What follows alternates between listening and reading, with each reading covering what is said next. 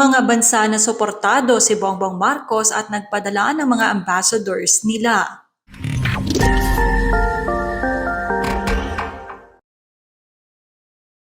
Top 9, France. Bago pa man formal na inaugurate bilang 17th President ng Republika ng Pilipinas, isa na si French Ambassador to the Philippines Michelle Bucos na personal na bumisita kay Ferdinand Bongbong Marcos Jr. sa kanyang tanggapan sa Mandaluyong City.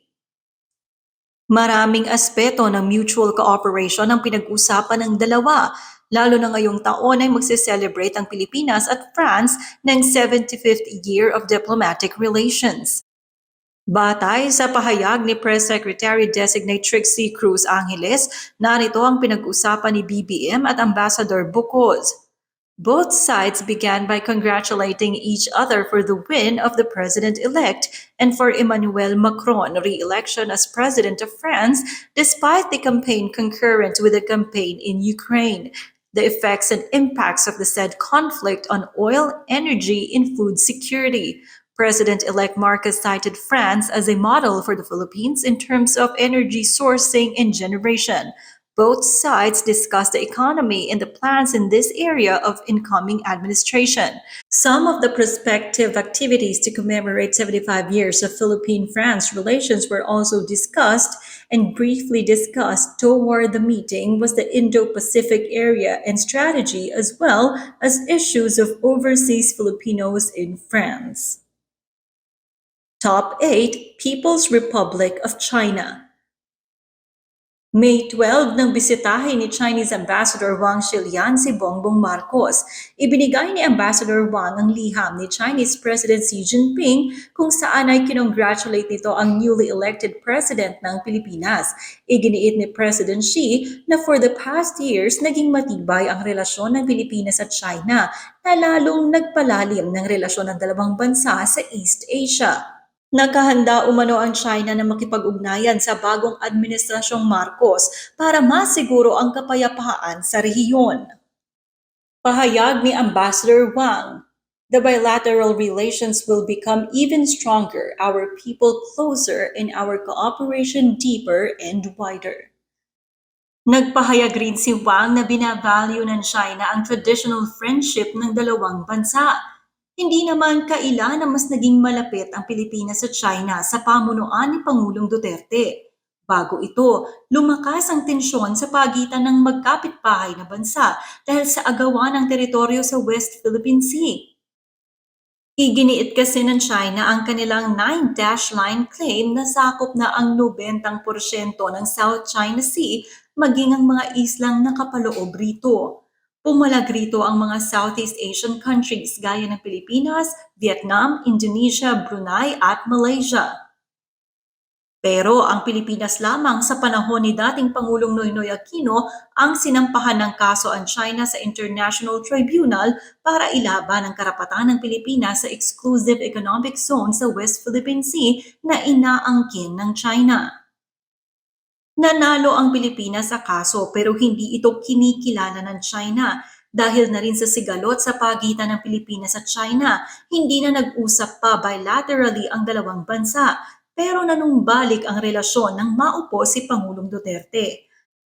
Kaya inaasahan ng China na magpapatuloy ito sa panahon ni Bongbong Marcos, lalo pat ang founder at yumaong leader ng Communist Party of China na siyang dominanteng political party sa bansang ito na si Chairman Mao Zedong ay malapit na kaibigan ni dating Pangulong Ferdinand Marcos at dating First Lady Imelda Marcos. Top 7, United Kingdom. Bumisita na rin sa tanggapan ni President-elect Bongbong Marcos ang envoy ng bansang Great Britain o United Kingdom.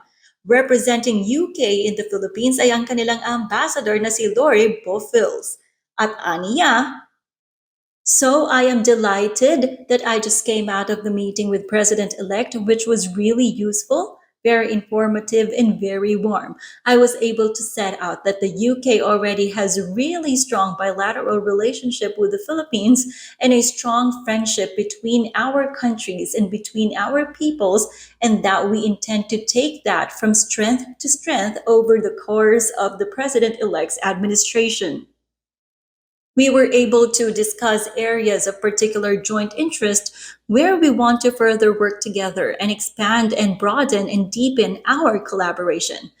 For example, as you know, the president elect is very focused on the economy and we boosting the economy after the pandemic. And we were able to discuss what the UK has been doing in that space and what more we would do to support businesses, to support trade, to support investments and infrastructure in particular. And I said I was very much looking forward to working with the next administration. Kasama rin sa mga tinalakay ni Bofils at BBM ang usapin hinggil sa energy sector, climate change, media freedom, human rights concern at peace process sa Mindanao. Top 6, European Union.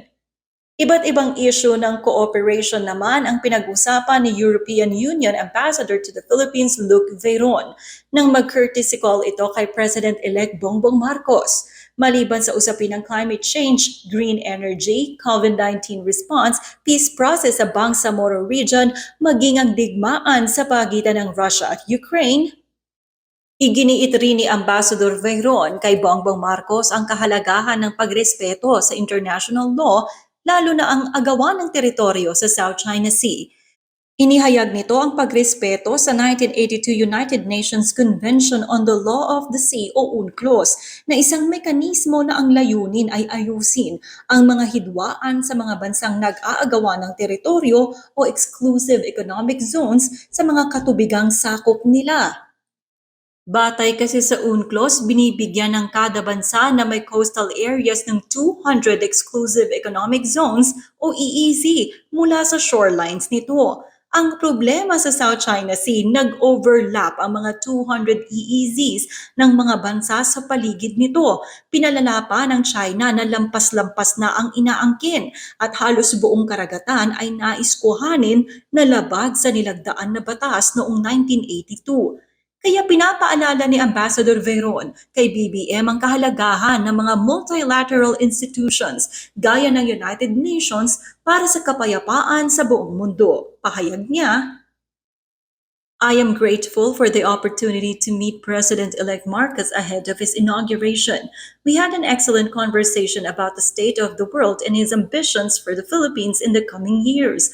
I am also heartened to hear that incoming president is willing to work with the EU and its member states. I do not doubt that the EU-Philippines cooperation, based on shared values and objectives, will deepen under the Marcos administration. Top 5, Singapore.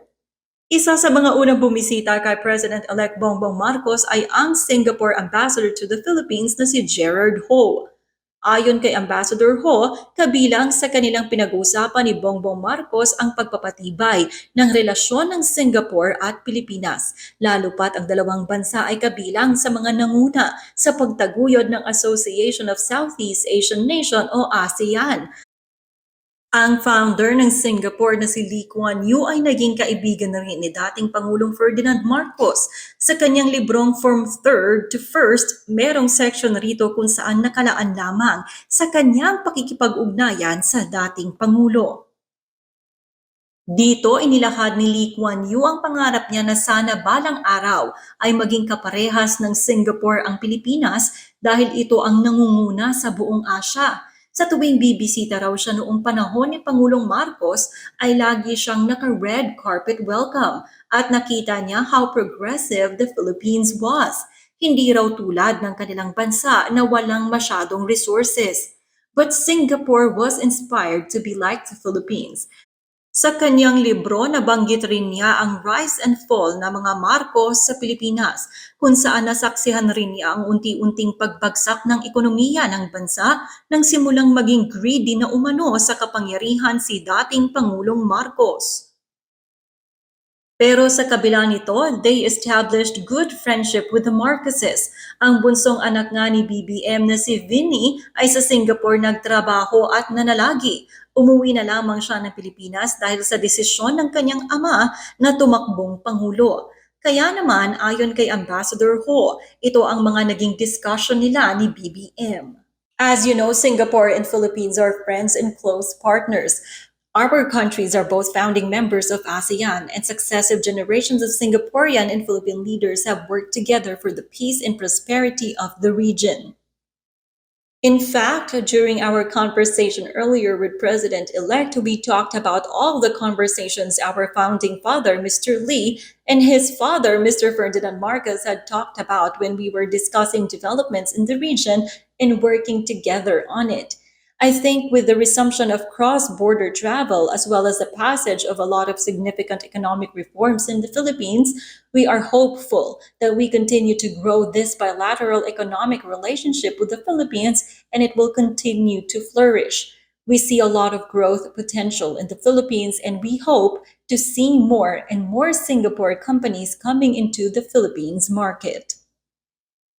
Inimbitahan na rin daw ng Pangulo ng Singapore si Bongbong Marcos to do a state visit. Top 4 United States. Pagkalamang pa lang sa bilangan ng botohan ni Bongbong Marcos, unang-unang tumawag sa kanya ay ang White House sa Washington, D.C. sa Amerika. Ang direct phone call ay mula kay United States President Joe Biden. Kinongratulate ni Biden si BBM sa kanyang landslide victory. 10 minuto na nag-usap ang dalawa sa telepono at ayon sa Ambassador ng Pilipinas sa Amerika na si Jose Manuel Romualdez, President Biden told him Washington is looking forward to working with him and cited that the shared history of the longtime treaty allies. Inimbitahan ni Bongbong Marcos si President Biden na dumalo sa araw ng kanyang inauguration, but Biden declined dahil marami raw siyang dapat asikasuhin sa Amerika na hindi siya dapat umalis ng bansa. Gayunpaman, magpapadala raw siya ng isang high-ranking official from the US na siyang a-attend sa oath-taking ni BBM. At dahil si Senator Amy Marcos ang chairperson ng Foreign Relations ng 19th Congress, isa sa mga nais niyang isulong na muling itaguyod ang matibay na relasyon ng Pilipinas at Amerika na minsan nagkaroon ng lamat sa Administrasyong Duterte. Matatandaan na ang Amerika ang kumanlong sa mga Marcos noong 1986 sa Hawaii na sila nanalagi at doon na rin binawian ng buhay si dating Pangulong Ferdinand Marcos. Naging malapit na magkaibigan noon si Marcos at former US President Ronald Reagan. Matapos ang pag-uusap sa telepono, bumisita rin ng personal kay BBM ang charge d'affaires ng Embahada ng Amerika sa Pilipinas. Top 3, 2, and 1, India, South Korea, at Japan. Halos sabay-sabay na bumisita ang mga envoy ng bansang India, South Korea at Japan kay President-elect Bongbong Marcos noong May 23, 2022. Unang bumungad sa opisina ni BBM ng alas 9 ng umaga ay si Japanese Ambassador Kazuhiko Koshikawa. Sinundan siya ni South Korean Ambassador Kim In-chul ng alas 10 at nang mag-alas 11 ng umaga ay si Indian Ambassador Shambhu Kumaran. Ayon kay Bongbong Marcos, the envoys vowed to strengthen the ties in trade and diplomacy as well as their common interest in democracy, self-determination, and economic recovery. Pahayag pa niya, we were able to discuss many of the things that how are we going to handle the next few years in terms of the relationship of our countries. Ang lagi ko lang pinapaalala sa kanila, sinasabi ko, palagay ko sa pandemyang ito, ang recovery ng lahat natin ay hindi kakayanin ng kahit na isang bansa. Kahit na gaano kayaman, kailangan ng partnership will be the one that will bring us to keep the global economy at least as stable as possible.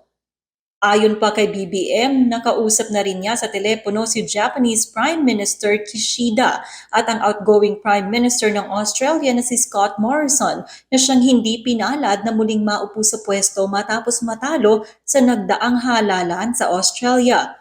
Giit ni BBM, natutuwa siya sa pag-welcome sa kanya ng international community as the new President of the Philippines. This administration is being recognized. Mukha namang wala ng problema sa recognition. Maybe the comfortable margin that we enjoyed during the election has a part to play with that. O mga ka-showbiz peeps, nagustuhan niyo bang ating paksa sa araw na ito? Type your comments below.